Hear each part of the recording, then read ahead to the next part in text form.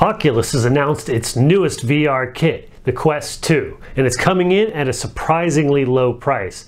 So stay tuned this week on the VR Aperture.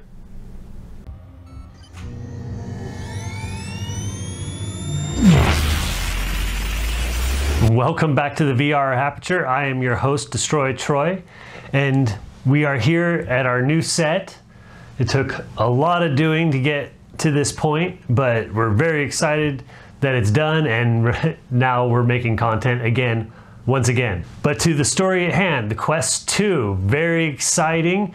This surprisingly low price of $299 for the base model is incredible, especially considering the advancements they've made since the previous Quest. Now, we mentioned the headset comes in at $299, and that includes inside-out tracking with the headset and 2 controllers. Everything you need to get started. If this is your first VR experience, this is all you need. Inside-out tracking, as a reminder, is the sensors or cameras are built into the headset, and they look outward at stationary objects within the room to get its bearing and orientation, and also track the controllers. And like we mentioned, that $299 is for the base model. They have 2 versions of the headset. The only variation between the 2 is the storage, the capacity built into the device. The $299 has 64 gigabytes of storage, and the $399 version has 256 gigabytes of storage. And if that doesn't make mean all that much to you, know that AAA titles for standard VR enthusiasts call pancake screens, your standard PC game or console game, is coming in now at over 50 gigabytes. Obviously, VR games are much smaller, but you can kind of see that is a limited amount of space, and so you're likely to have to spend time, if you like to jump from game to game, stopping in between every so often and uninstalling and reinstalling the games that you're going to play in the immediate future. So that 256 gigabytes of storage is makes quite a bit of difference. We went ahead and pre-ordered the 64 gigabyte version because we want to give a review on that device, the one that's most likely going to be purchased by new VR consumers. So stay tuned. The release date is for this visor, I forgot to mention, is October 13th. We should be receiving it right on that date, and then subsequently immediately producing a video review. So stay tuned for the review in October. Once again, we want to remind everyone that we do not recommend pre-ordering. We content creators pre-order because we want to make sure that we have the device the soonest we possibly can so we can create our reviews, our content for you. But moving on, there are some additional upgrades that are that you can add to your purchase. One being an Elite strap. So this built-in strap is a mesh strap. I actually personally prefer the mesh straps. I feel like the HTC Vive had the most comfortable head mount of all the visors that I've tried personally. So I'm actually excited to see how comfortable the fit is on this Quest 2. There's also a $129 upgrade, which includes the head strap and an additional battery, which Oculus promotes as a dual benefit in providing additional counterbalance to the backside of the headset and giving better stability. And thrown in with that is a carrying case for the Quest 2. The Quest 2 is built with the Snapdragon XR2 microcontroller.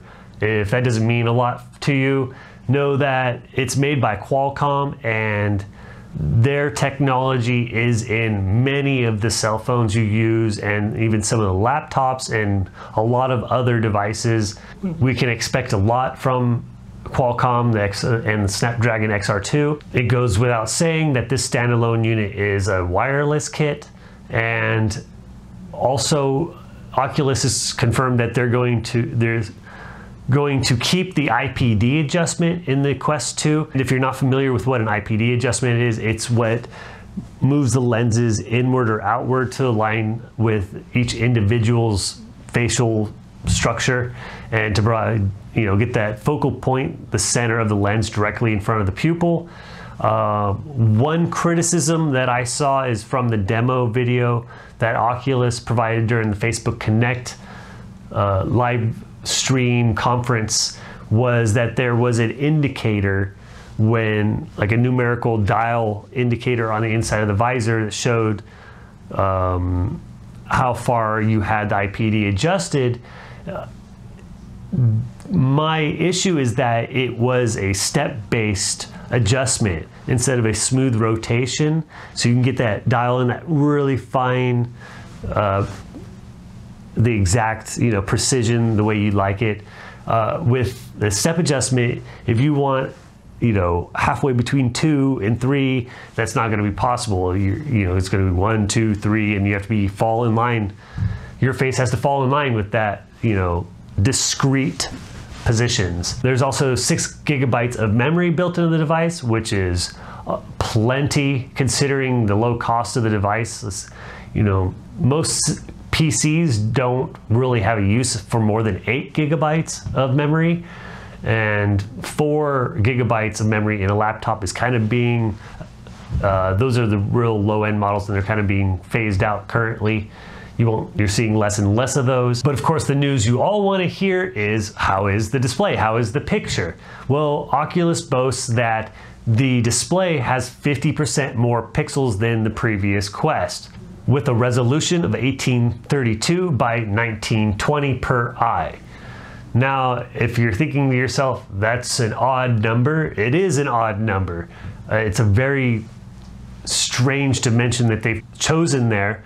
Also know that that is, like I said, a per eye resolution, which is interesting that they've listed it per eye, because one of their big selling points was that this is not 2 displays, it's one single rectangular display. And I don't know what inherently they think the benefit is of having a single display over 2 displays.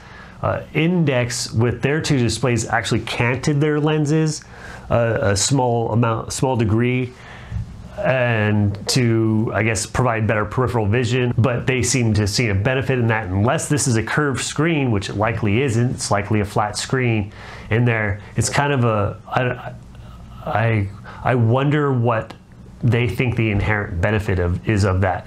But so the combined resolution of the display is 3662 by 1920. There's a odd shape, it's no division or common denominator with a 1080p or 4K screen.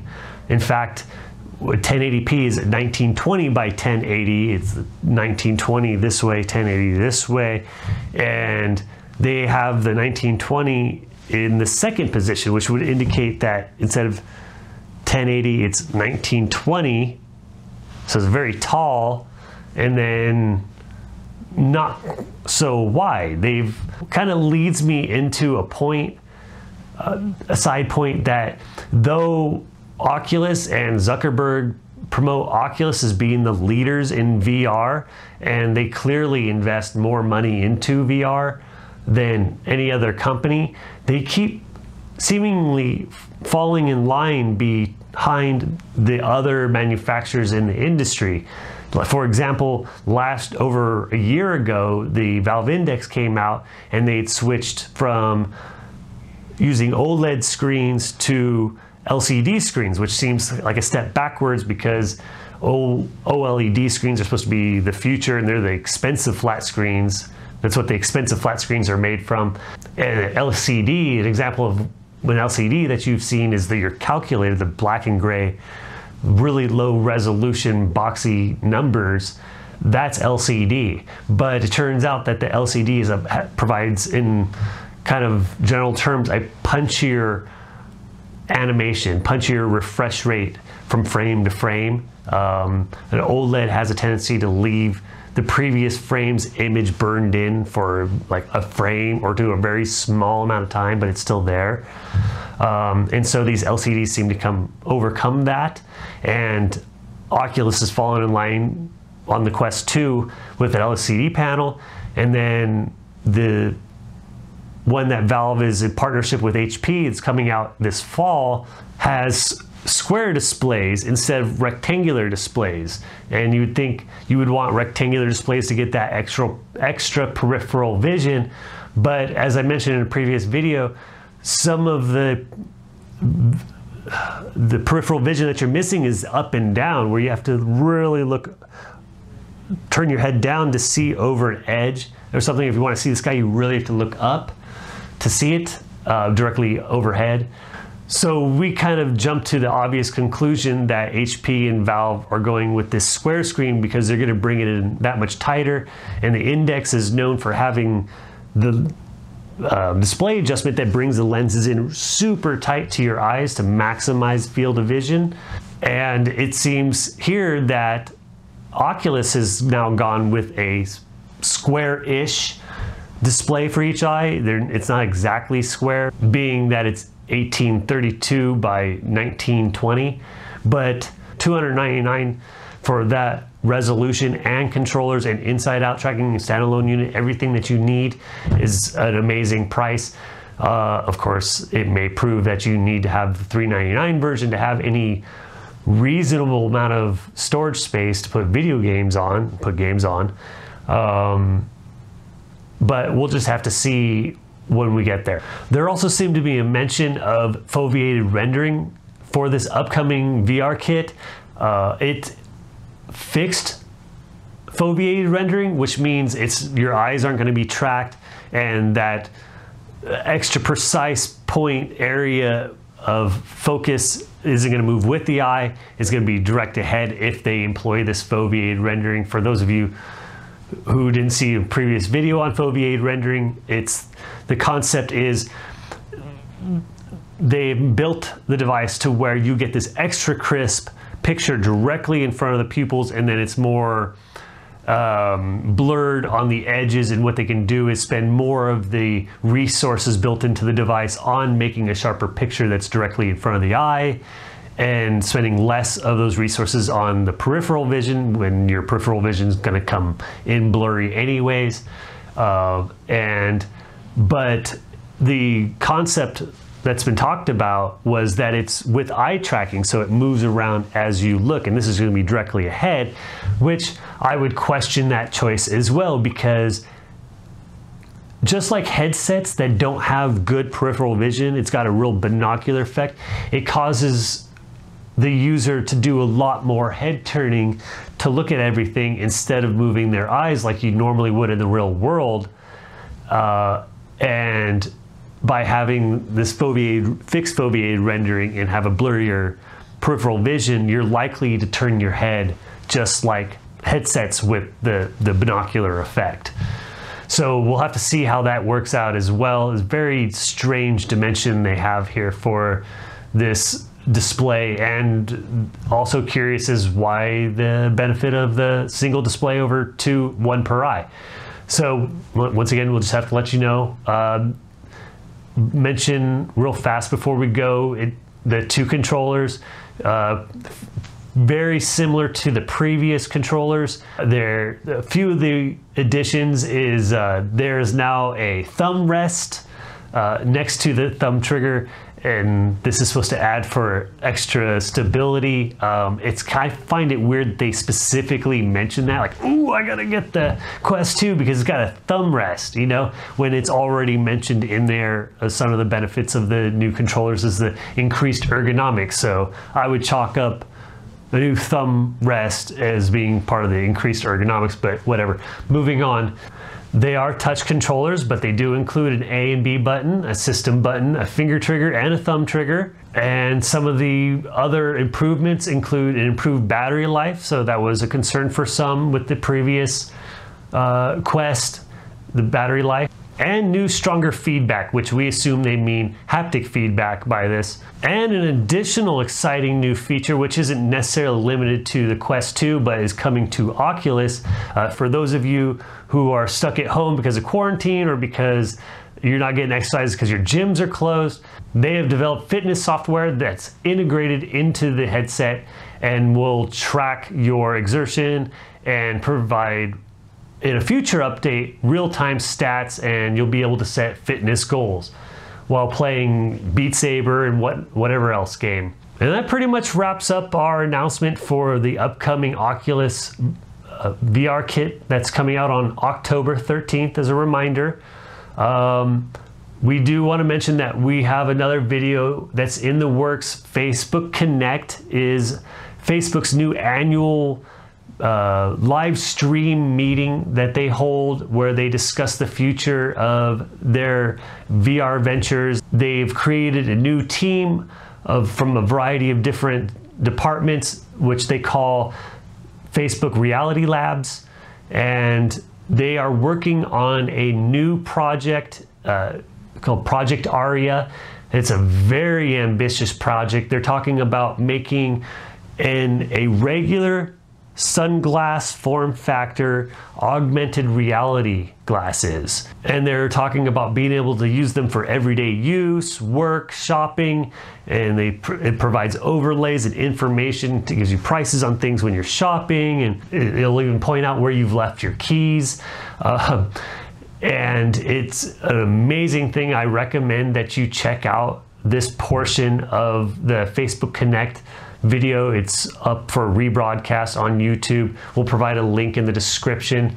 But it's very exciting and all within the form factor of regular sunglasses. They have partnered with Luxottica. They are the makers of Ray-Ban and Oakley, and they're partnering up so that they will develop, Luxottica will develop the aesthetic, the outside, the look of these glasses. So these are going to be some fancy looking VR glasses, but also just the fact that they're putting so much thought into this. They admit that this project is far out in the future, but they've obviously put so much thought into it that it just seems like it's a matter of time, not if. And so we're excited, looking forward to that. And they even said that next year they're going to be coming out with their first pair of smart glasses, and it'll be their first step towards AR glasses, augmented reality glasses. And so look forward to that as well. And so stay tuned. Hopefully within the next week, the next week, we'll have that video up for you. We want to thank you once again for tuning into the VR Aperture, your source for the most detailed news in virtual reality, and we hope you have a great rest of your week.